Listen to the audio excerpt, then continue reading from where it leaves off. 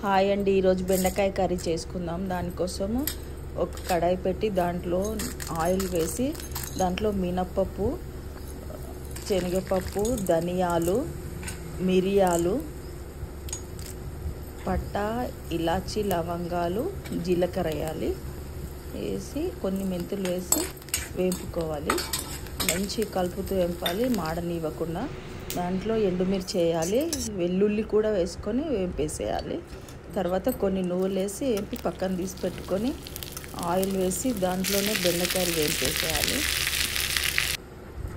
బెండకాయలు మంచిగా వేగాక అది తీసి పక్కన పెట్టుకొని తర్వాత ఆయిల్ వేసి ఆవాలు, జీలకర్ర వేసి పచ్చిమిర్చి వేయాలి. అవి కాలిన తర్వాత ఉల్లిపాయలు వేసుకోవాలి. ఉల్లిపాయలు వేసి మంచిగా కాలిన తర్వాత కొద్దిగా పసుపు వేసుకోవాలి.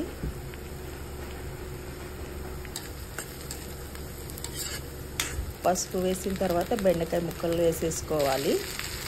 వేసేసి కొద్దిగా ఉప్పు వేసి ఆ మసాలా అంతా రుబ్బి పెట్టుకున్నాం కదా, దాన్ని ఇందులో వేసేసి బాగా కలపాలి. అయితే దీంట్లో తర్వాత లెమన్ వేసుకోవాలి. నేను చింతపండుకు బదులు లెమన్ వేసాను. ఇష్టమైన వాళ్ళు చింతపండు కూడా వేసుకోవచ్చు. కొత్తిమీర మాత్రం కొంచెం తొందరగా వేయాలి. అన్ని కర్రీస్లో అయిపోయాక వేస్తాం కానీ ఇందులో ముందుగానే వేయాలి.